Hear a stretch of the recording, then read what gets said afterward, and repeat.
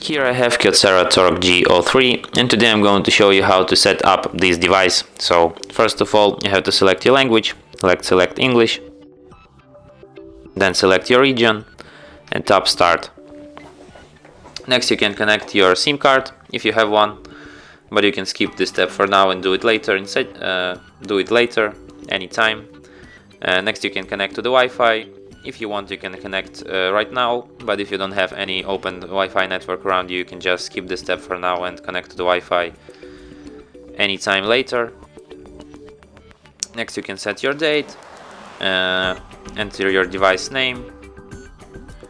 Next you can set up your fingerprint, but you can do this in settings anytime later, so just let's skip this step for now.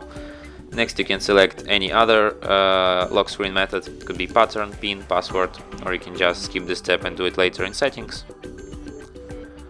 Then Google services. If you want, you can leave them. If you don't want them, just disable them here. But in any case, you will have to accept with Google's terms of service and privacy policy. And for the last scene, there's this accelerated location feature. You can enable it for more improved location performance. And that's it. Your device is ready to be used.